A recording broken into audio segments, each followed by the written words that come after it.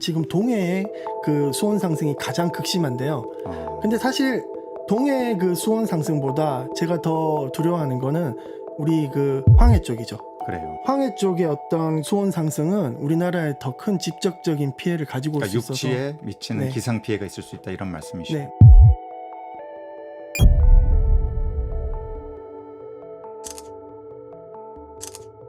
이번 폭설의 원인이 해기차에 있다고 보시면 돼요. 해기차 해수 온도와 대기 온도의 차이인데요. 이 해기차가 무려 25도에 달했다고 합니다.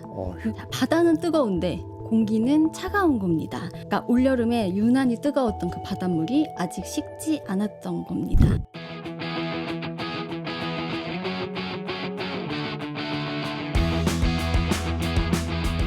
기후의 눈으로 경제를 읽다. CBS 기후로운 경제생활에 오신 것을 환영합니다. 저는 진행을 맡은 홍종호입니다.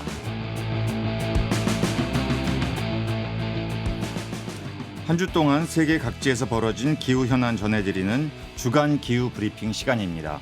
오늘도 CBS 경제부 최소연 기자 나와 계세요. 안녕하세요. 네, 안녕하세요. 이번 주에도 두 가지 소식 준비했습니다. 먼저 첫 번째 소식은요. 폭염, 폭우 그리고 폭설까지 2024년 한반도에 무슨 일이? 단풍도 다 아직 안 떨어졌는데 지난주에 이 엄청난 폭설이 전국적으로 왔잖아요. 네. 특히 수도권 심했고요. 우리 지난주에 스페인에서 가뭄 끝에 비 좀 오나 했더니 너무 많이 비가 와서 네. 뭐 올리브 산업도 다 크게 이제 손실을 봤다. 많은 분들이 사망했다 이런 소식을 전했는데 이 말 하자마자 한국에서도 이런 폭설이 와서 인명 피해까지 있지 않았습니까? 네. 소식 전해주시죠. 굳이 스페인까지 갈 것도 없이 네. 우리나라에서 이런 일이 그러니까요. 벌어졌죠. 네. 이 통상 보통 첫눈이 원래 진눈깨비나 뭐 설이 이렇게 오기 때문에 와도 뭐 다음날 되면 뭐 왔는지도 모르게끔 사실 오는 게 첫눈이었잖아요. 이번 첫눈 완전히 달랐습니다. 네. 지난주 화요일 밤에 전 정말 눈앞에서 비가 갑자기 눈으로 바뀌는 걸 그냥 눈앞에서 봤어요. 너무 좀 신기했는데 이게 이제 이틀 연속이요. 28일 밤부터 계속 26일 밤부터 계속 내렸죠. 그래서 맞아요. 28일 아침에 수도권에 쌓인 눈이 최대 40cm가 넘었다고 네. 합니다. 예, 이 정도 적설량이 11월에 내린 거는요. 1907년 이래 우리 117년간 기상 관측 사상 처음이라고 합니다. 조선시대네요. 예, 최고치를 경신한 거예요. 예. 당연히 출근길 교통 마비됐죠. 그리고 일부 학교 임시 휴교령 내려지기도 했습니다. 네. 경기도 수원에서는 어떤 이제 나중에 국가대표 스키 선수 출신으로 밝혀지긴 했지만 체육교사가 스키를 타고 출근하는 그런 사진 네. 해프닝처럼 전해졌었는데 또 가까운 용인시에서는 눈을 치우다가 쌓인 눈의 무게를 이기지 못해서 나무가 쓰러지면서 그 밑에서 눈을 치우던 노인을 덮치는 그런 안타까운 사망사고 발생하기도 했습니다. 네. 행정안전부에 따르면 이번에 11월 26일부터 28일까지 사흘간 이어진 폭설로 5명이 사망하고 400여 명이 집을 떠나 대피한 것으로 집계가 됐습니다. 물론 행정안전부는 이 사망자들에 대해서 직접적인 폭설과 관련이 있는 그런 공식 그 사망 사고는 없다고 발표를 하고 있어서 조금 논란이 되고 있어요. 안전사고에 의한 거다. 폭설 이후에 제설 작업 중 안전사고에 의한 거다라고 얘기를 하고 있는데 나중에 이 문제 관련해서 한번 법적인 좀 문제도 더 있을 수 있고 보험 관련된 것도 예, 있을 수 있고 보상 문제 다 문제가 있지 않을까 관련되네요. 싶은데 나중에 한번 뭐 다룰 기회가 있으면 네. 좀 더 이 문제 짚어보면 좋을 것 같고요.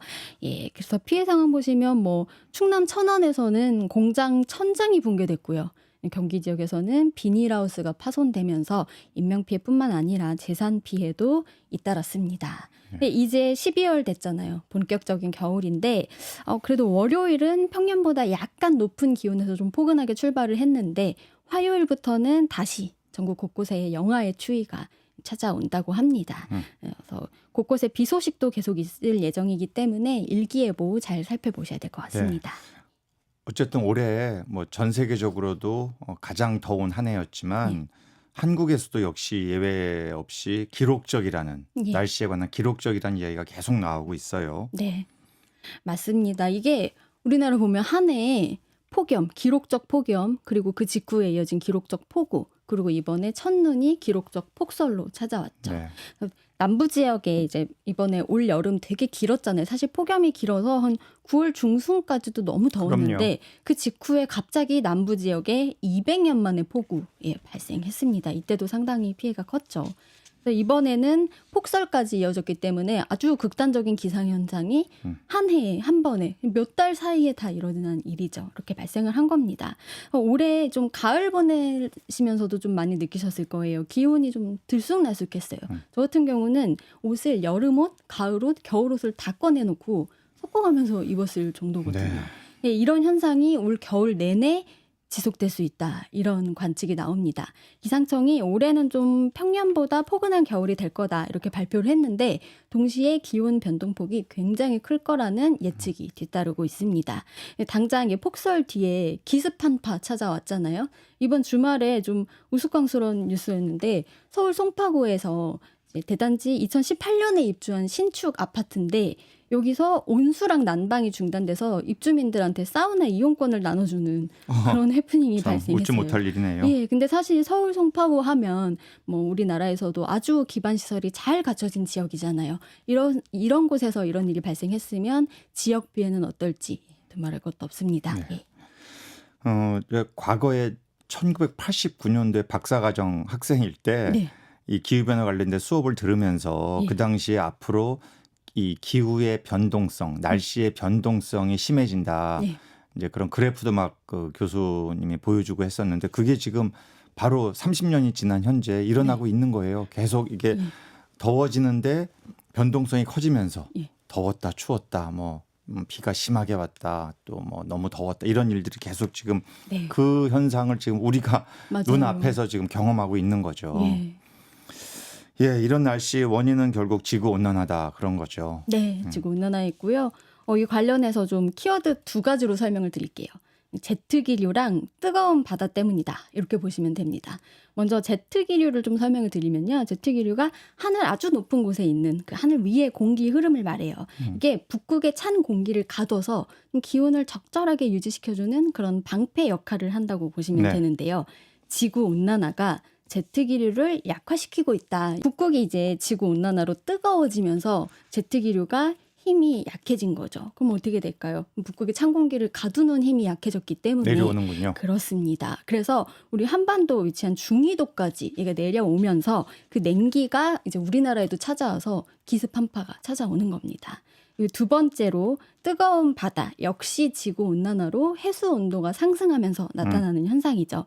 바다가 좀 비정상적으로 따뜻하다 보니까 고기압의 가장자리를 따라서 이렇게 온난한 공기가 한반도에 자주 유입이 되는 겁니다. 기온을 끌어올릴 수밖에 없어요.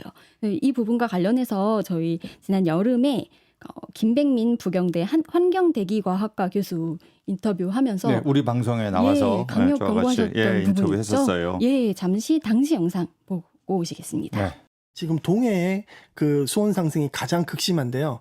근데 사실 동해 그 수온 상승보다 제가 더 두려워하는 거는 우리 그 황해 쪽이죠. 그래요. 황해 쪽 같은 경우에 수온 상승이 올라가면 기본적으로 우리 바람이 제트 기류를 따라서 불기 때문에 서에서 동으로 불거든요. 맞아요. 거기서 생겨진 비구름대가 수도권 지역을 습격하게 되는 거죠.